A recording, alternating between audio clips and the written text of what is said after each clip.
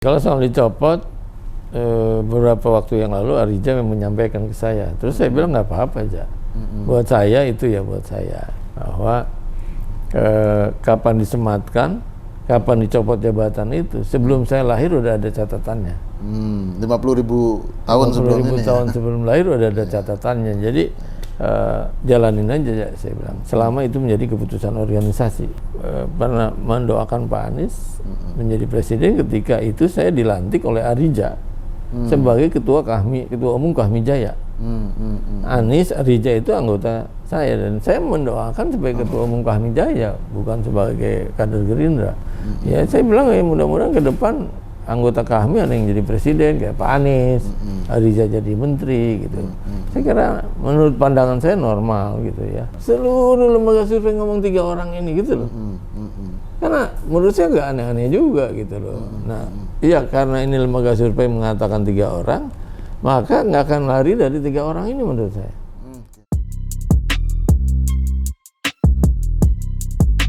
Assalamualaikum warahmatullahi wabarakatuh. Halo Sobat Warta Kota, jumpa lagi dalam program wawancara khusus.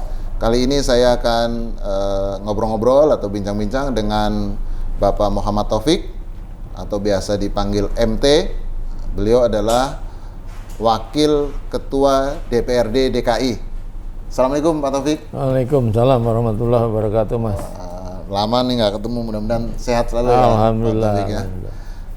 Sobat Warta Kota, Pak Taufik ini sebelumnya Ketua Gerindra DKI. Ya, beliau membangun Gerindra sejak mulai berdiri lah di Jakarta. Nah, ini ada buku juga nih, ya. Nah, ini buku ini judulnya Inspirator Perubahan. Jadi beliau dulu juga dijuluki sebagai Inspirator Perubahan DKI. Kenapa?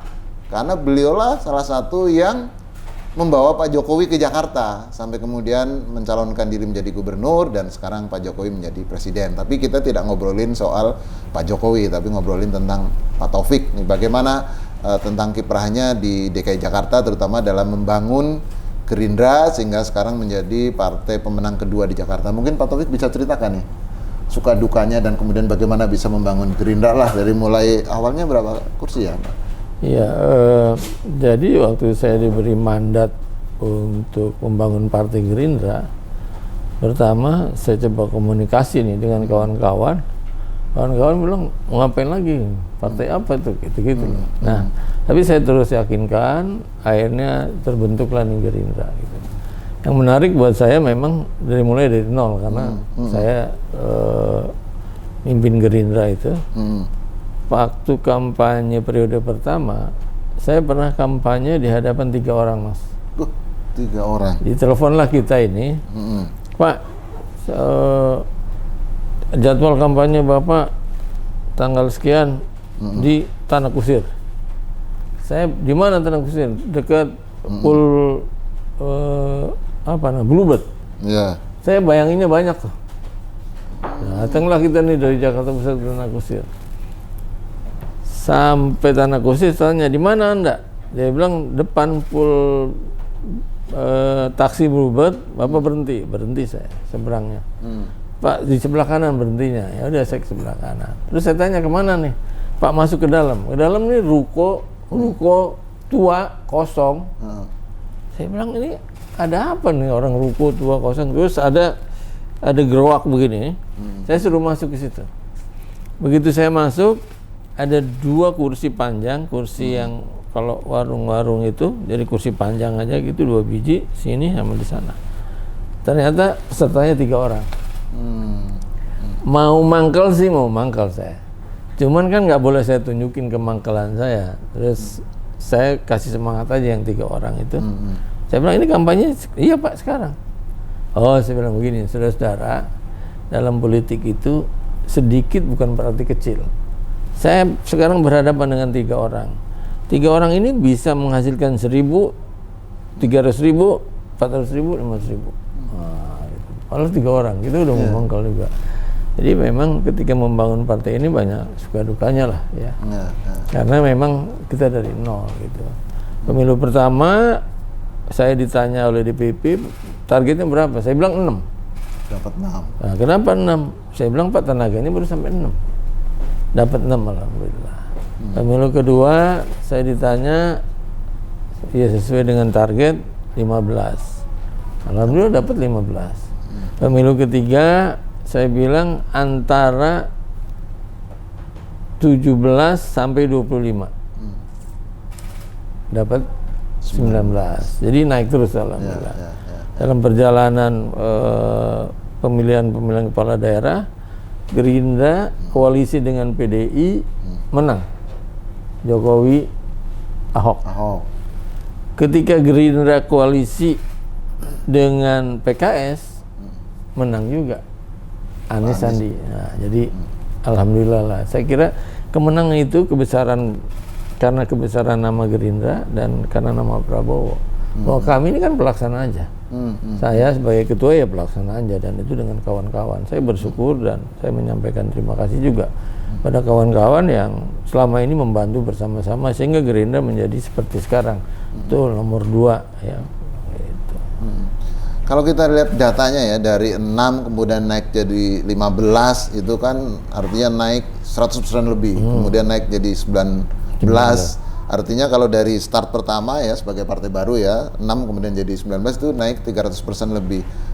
Apa kira-kira yang dilakukan oleh Pak Taufik yang kemudian bisa meningkatkan ini? Mungkin termasuk partai ajaib juga ya di Jakarta ya, untuk Jakarta bisa naik dalam 3 periode naik 300% lebih kan. Ya, pertama ya saya memang kasih gini, di partai kita itu saya pertama ada hampir setiap 3 bulanan saya mendiskusikan partai orang. Kita diskusi ini kekuatan partai Golkar, partai PDI, partai semua nih partai yang ikut bertanding kita diskusiin. Kenapa itu mesti saya diskusiin? Saya bilang teman-teman tadinya agak marah juga tuh.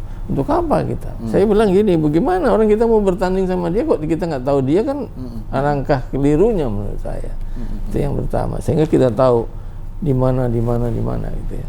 Dan gini, Gerindra itu dulu mensurvei, kita udah tahu nih Gerindra kira-kira dari hasil survei seminggu sebelum pemilihan umum kita udah tahu di partai ini yang jadi siapa, kita udah tahu. Jadi yang kita survei seluruh partai, bukan cuma Gerindra, bukan cuma calon Gerindra loh, DPRD. Seluruh partai kita survei, kita udah paham nih. Di PDI dapil ini yang jadi si A si B berdasarkan hasil survei kita. Nah, itu menjadi modal kita. Kemudian semangat kawan-kawan juga menjadi modal kuat itu ya. Kekompakan, kawan-kawan semangat dengan segala macam keterbatasan kita semangat aja gitu. Dan kebesaran nama Prabowo, saya kira itu nama Pak Prabowo ya. Kebesaran nama Prabowo sehingga lebih gampang kita mendorong Gerindra menjadi naik gitu. Nah, Sobat Warta Kota, Pak Taufik ini dianggap politisi yang licin juga, yang penciumannya tajam. Nah, dulu ketika membawa Pak Jokowi ke Jakarta, orang kan berpikir siapa yang bisa mengalahkan incumbent ya, Pak Foke, Pak Fauzi Bowo yang begitu kuat. Tapi kemudian Pak Jokowi berhasil menangi Pilkada DKI. Nah, apa keyakinan Pak Taufik sehingga ya membawa tokoh dari desa lah ibaratnya Pak Jokowi ke Jakarta? Iya, waktu itu kan gini, saya ingat betul ya, Gerindra waktu itu sebenarnya mau mencalonkan Jan Farid. Tiba-tiba diangkatlah dia jadi menteri. Nah, kita nggak ada calon kan? Ada calon, diskusikan segala macam, terus temulah nama Pak Jokowi itu. Waktu itu kan lagi musim-musimnya mobil apa tuh, SMK. Nah, itu. Saya ingat betul Jan Farid, Bang, lu mau nggak nih calon kita? Dia kasihlah mobil SMK itu. Saya mau, saya pikir dia mau ngasih mobil itu kan. Saya bilang, bener aja Rit, enggak, ini wali kota Solo. Nah, saya komunikasi, kalau diteleponin saya ngomong. Nah, kita kan gini loh, Pak Jokowi pada waktu itu Pak Jokowi memang rajin. Waktu itu dicalonkan rajin keliling nih. Mungkin dia sampai jam 12 malam kali kampanyenya ya.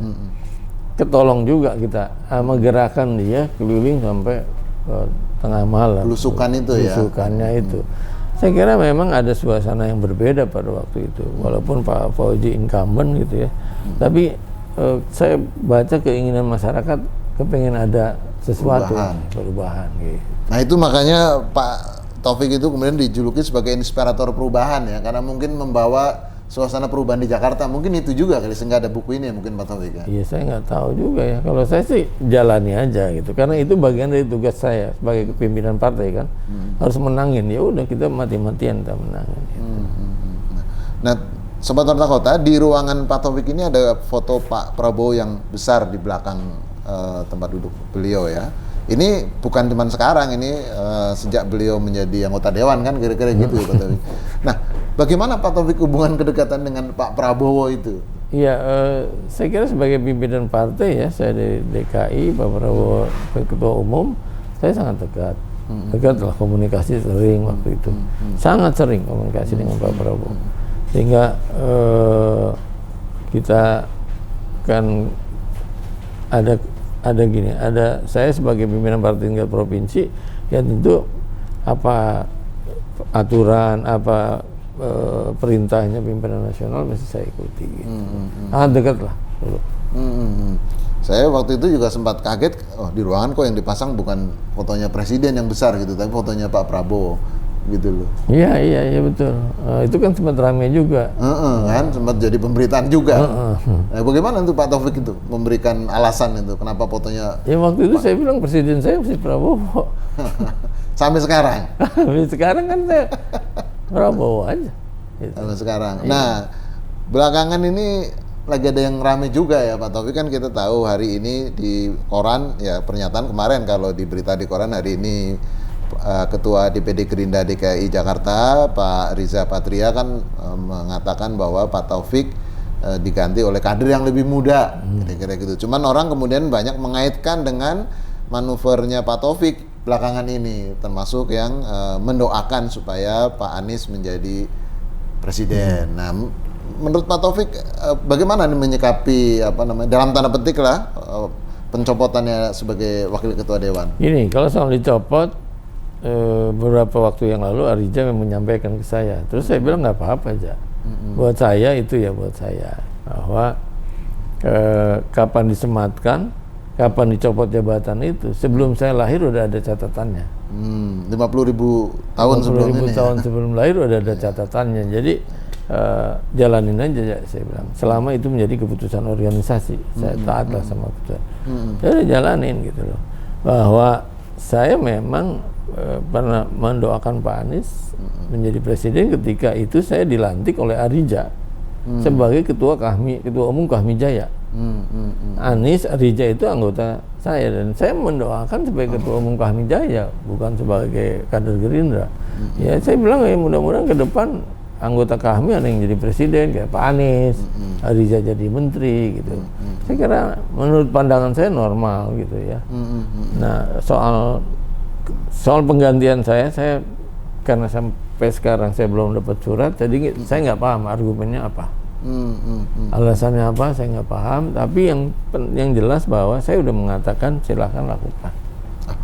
Di pemberitaan kan sudah muncul beberapa hari lalu, tapi suratnya belum sampai ke Pak Taufik. Belum, sampai sekarang ini belum.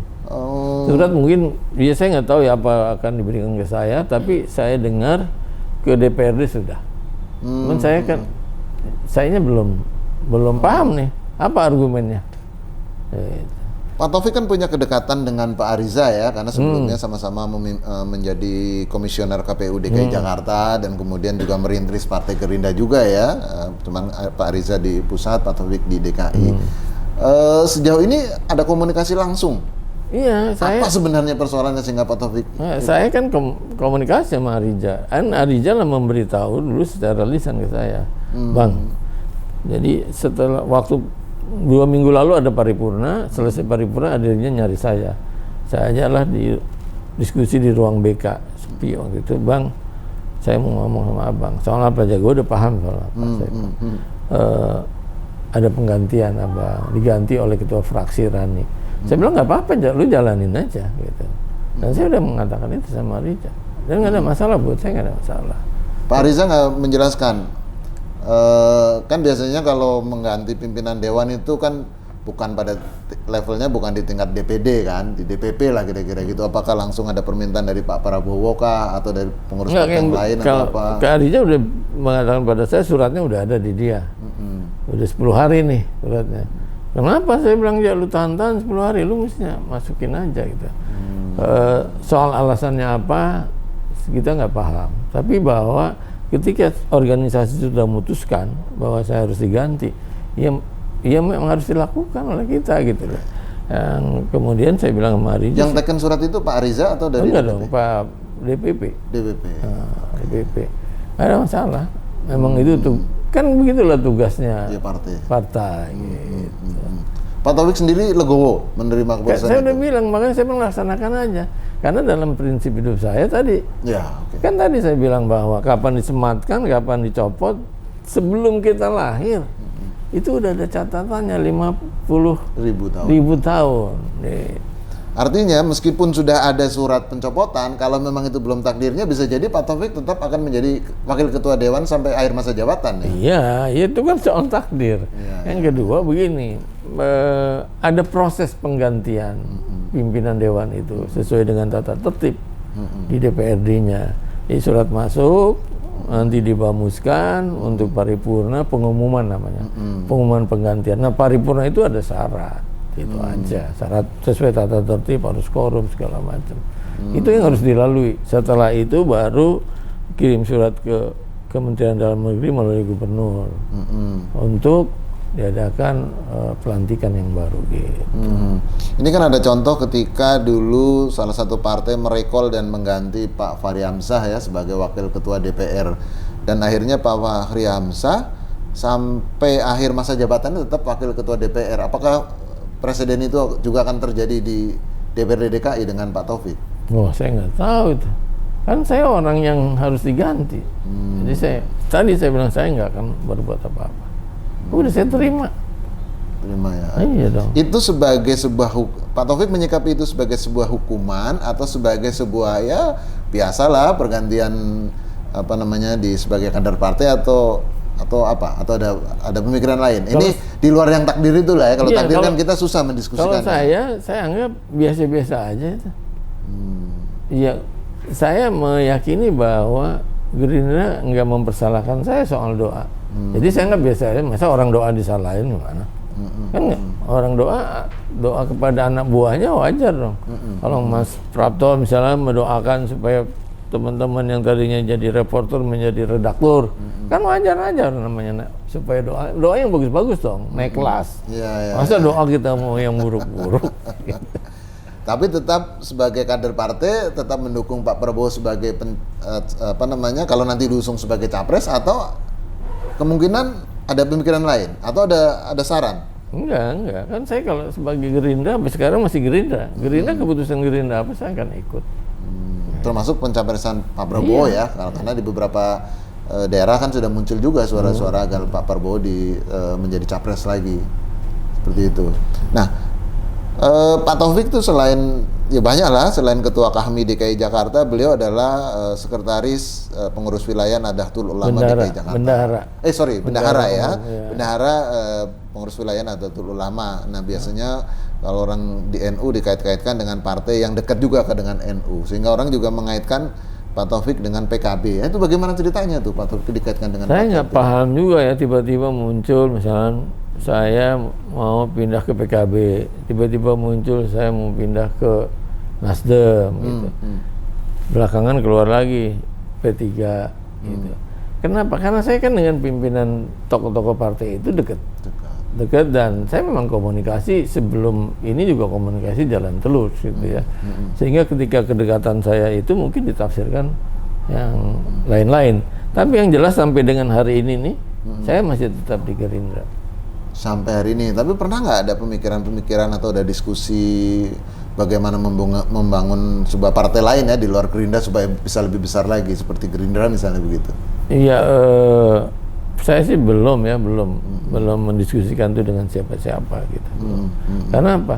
Saya mau gini, ketika saya masih di Gerindra, maka saya harus berpikir tentang Gerindra. Itu aja dulu. Pak Taufik kan sering mengeluarkan pernyataan-pernyataan yang kemudian banyak dikutip oleh media karena memang ia punya news value yang tinggi ya, termasuk ketika mencalonkan Bu Airin dengan Pak Saroni segala macam. Sementara ada kader Gerindra sendiri yang sekarang di posisi sebagai wakil gubernur. Nah, apa kira-kira pertimbangan ini?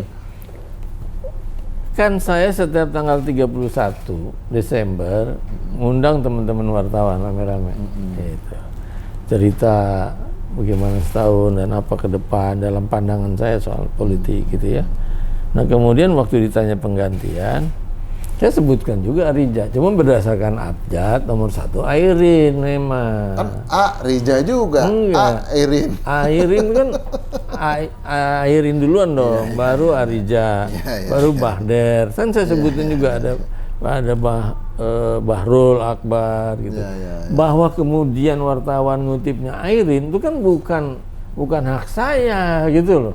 Mungkin Airin lebih menarik untuk menjadi berita gitu. Tapi sebenarnya Pak Taufik juga mendukung juga dengan Pak Ariza untuk calonkan gubernur atau? Iya kan saya bilang orang saya doain dia naik kelas. Kan kalau Wagub jadi gubernur dong. Kalau gubernur jadi presiden gitu kan. Atau Wagub jadi menteri gitu-gitu. Karena dia anggota kami Arija. Arija mana presidium kami nasional. Dan yang melantik saya Arija kemarin itu tanggal 6 Februari. Emang saya mendoakan kepada anggota kami. Nah, belakangan kalau kita lihat juga manuver-manuver Pak Taufik ini kan ya cukup dekat dengan Pak Anies ya, selain mungkin sebagai wakil ketua dewan dan beliau sebagai gubernur, tapi juga katanya sebelumnya sempat membawa beliau juga ke Jawa Timur untuk dekat dengan pengurus NU. Belakangan ya selain mendoakan dan kemudian dalam tanda petik pasang badan lah untuk Formula E kira-kira begitu. Nah, kira-kira gimana tuh? Gini, kalau saya konsisten, Anies itu yang dukung kita loh. Karena kita yang dukung ya kita harus jaga sampai akhir masa jabatan dia gitu loh. Dan produk-produk dia harus kita yakinkan pada masyarakat, pada publik bahwa baik untuk kepentingan masyarakat ke depan. Itulah kemudian kalau ada orang mengkritisi Anies tanpa data, saya langsung keluar bahwa ini tanggung jawab gue nih. Ini gubernur sebagai orang yang mencalonkan masa mau kita tinggalin begitu. Nah, soal gini, saya mau klarifikasi soal ke Jawa Timur ini. Waktu itu ada ketua NU Jawa Timur mau ketemu Mas Anies di Jakarta. Saya nge-range. Nah, ini ada kunjungan balik ke sana. Jadi saya sebagai bendahara NU, saya temuin lah dia deh di Jawa Timur itu dengan ketua NU Jawa Timur gitu. Nggak ada urusan apa-apa. NU kan bukan partai politik. Kami bukan partai politik, NU bukan partai politik gitu. Jadi lebih pada silaturahim sesuai ajaran agama. Ya, jadi buat sobat Warta Kota atau pembaca Warta Kota atau siapapun, sudah dijelaskan ya, memang lebih pada peran beliau kadang sebagai politisi, kadang sebagai tokoh NU, kadang sebagai ketua Kahmi. Kalau sebagai ketua Kahmi tentu punya berkepentingan kepada anggotanya supaya lebih maju lagi ya, kira-kira gitu ya. Cuman karena beliau bukan sebagai purnawirawan sehingga tidak langsung menyebut Pak Prabowo gitu ya kali Pak ya. Iya kan saya waktu itu sebagai ketua umum Kahmi gitu loh. Jadi saya mendoakan anggota Kahmi. Nah itu ada kata-kata anggota Kahmi. Kalau Mas Prapto anggota Kahmi, saya doakan juga pada waktu itu yang hadir gitu. Nah, ke depan ini kan 2024 ini kan ada hajatan politik yang besar ya. Ya ada Pilpres, ada Pileg, ada Pilkada juga. Nah, bagaimanapun juga Pak Taufik sebagai orang yang politisi kawakan lah, tentu suaranya didengar juga ya di masyarakat dan juga para konstituennya. Menurut Pak Taufik ini, kalau untuk pencapresan 2024 ini dari nama-nama yang muncul ini, siapa yang paling berpeluang? Jadi gini loh, saya kan kadang-kadang mau diskusikan ini dengan kawan-kawan. Ini lembaga survei aja yang men-set up. Karena apa? Calon presiden dari 200 juta nih rakyat ini, cuma 3 orang. Prabowo, Anies, Ganjar. Seluruh lembaga survei ngomong 3 orang ini gitu loh. Karena menurut saya nggak aneh-aneh juga gitu loh. Nah, iya karena ini lembaga survei mengatakan 3 orang, maka nggak akan lari dari 3 orang ini menurut saya. Ya. Cuman kan belum pernah ada yang mensurvei ini. Kalau Anies sama Ganjar, suara Prabowo kemana? Coba dong survei, mana lembaga survei. Kalau Anies Prabowo, suara Ganjar kemana? Survei juga. Nah, kenapa saya munculin dari awal calon gubernur DKI? Karena kita nggak mau terjebak juga, nantinya kan lembaga survei juga yang menentukan gitu loh. Ini kan kayak lembaga survei yang menentukan. Ya. Kita digiring aja untuk 3 nama, padahal tokoh Indonesia banyak misalnya. Nah begitu juga ketika calon gubernur saya munculkan itu, supaya habis ini pasti yang saya munculin disurvei juga oleh lembaga survei. Iya. Nah, artinya siapa yang disebut oleh Pak Taufik itu kemudian akan berpengaruh secara signifikan juga kepada orang tersebut. Ya nggak tahu lah. Tapi nyatanya kan kayak sebut Airin misalnya, itu 15 hari bergulir terus. Karena yang mungkin pas buat media itu, oh Airin oke gitu misalnya gitu-gitu loh ya. Saya kan nggak paham, saya nyebutin aja. Nah, waktu itu kan kita juga kasih penghargaan kepada perempuan, tokoh perempuan yang terpilih 2 kali jadi kepala daerah. Dan ini nggak gampang loh. Berarti hebat orang ini, perempuan lagi. Gitu. Nah itu yang saya kira kita juga mesti lebih banyak mengapresiasi orang-orang yang berhasil. Kita jangan tutup mata atas keberhasilan orang. Terlepas dari partai apapun kan kita mau kepengen yang pinter-pinter ini, tokoh-tokoh ini muncul. Kayak misalnya Pak Prabowo, Anies, siapa lagi, Ganjar. Siapa yang pinter-pinter munculin supaya rakyat pada ada pilihan pada orang-orang yang pinter gitu. Kalau tadi 3, Pak Ganjar, Pak Prabowo, Pak Anies lah yang kira-kira 3 besarnya. Mungkin nggak nanti dipadukan katakanlah Pak Prabowo dengan Pak Anies misalnya kayak gitu? Dalam politik nggak ada yang nggak mungkin, Mas. Mungkin aja. Kalau menurut Pak Taufik suaranya akan ya ini berhimpitan atau saling menguatkan ini kalau 2 orang ini? Jadi kalau Prabowo Anies ini saling menguatkan, insya Allah lolos nih, menang nih. Menurut saya ya, dalam pandangan politik saya saling menguatkan. Dari mana argumennya? Ini kan segmennya Pak Anies beda nih sama segmennya Prabowo. Ada leveling usia. Nah yang muda-muda ngejar Pak Anies nih. Milenial lah ya. Milenial itu pasti ke yang agak senior segala macam gitu ya. Yang udah mateng itu ke Pak Prabowo. Kalau ini duet nih, insya Allah saya kira jadi. Artinya tidak kemungkinan Pak Taufik sebagai kader Gerindra secara internal akan mengusulkan duet itu? Iya, kalau dalam politik itu kan dinamis. Sekarang Puan udah ngomong soal Anies, kan bisa ada Puan Anies, bisa kayak begitu. Ada Prabowo Anies segala macam gitu. Ada Anies, mungkin bisa Anies siapa gitu. Kita tunggu perkembangannya, kan dia berkembang terus. Pilihan rakyat itu akan terus dinamis, itu berkembang. Cuman dari udah berapa bulan ini, ada hampir setahun kali lembaga survei jatuh pada 3 nama itu gitu loh. Ini karena itu saya lagi-lagi mengatakan bahwa berangkat dari yang saya lihat nama calon presiden yang muncul di lembaga survei, maka saya munculkan nama calon gubernur. Itu asumsinya kalau Pilpresnya 2024 ya. Sekarang kan ada wacana untuk 3 periode nih. Janganlah, kalau 3 periode kan melanggar konstitusi. Kasihan Pak Jokowi. Pak Jokowi udah berhasil kayak gini, jangan didorong untuk melanggar konstitusi. Menurut saya jangan. Kalau di amandemen dulu konstitusinya? Ya itu namanya diada-ada. Udahlah, demokrasi itu ini pembatasan masa jabatan tertentu itu untuk kebaikan ke depan. Itulah demokrasi juga di situ. Malah ada yang mengusulin tuh, saya lihat di berita, ya kalau perlu seumur hidup, waduh repot lah. Kembali kepada zaman apa tahu ya. Nah mungkin terakhir ini kan kalau Pak Anies nanti katakanlah maju sebagai capres, tentu Jakarta butuh figur gubernur nih. Saya pengen tahu lagi nih sekarang, apakah nama-nama yang muncul dari abjad atau paling tidak berdasarkan prioritas nih, mana yang paling prioritas nih? Ini ya, kalau saya mau baca nih, baca publik nih dan psikologis. Kalau Airin muncul, ini jadi lawan kuat siapapun Airin. Kenapa? Yang pertama perempuan. Kedua dia punya pengalaman, Tangsel itu Jakarta kecil loh. 2 periode di Tangsel. Dan Tangsel dianggap berhasil orang. Merubah Tangsel gitu ya. Yang ketiga, kita nggak boleh pungkiri, dia cantik. Gitu. Yang keempat, ini lembut deh. Tidak emosional. Nah, rakyat Jakarta, begini Mas Prapa ya. Waktu pertarungan Anies sama Ahok, Ahok kan temperamental.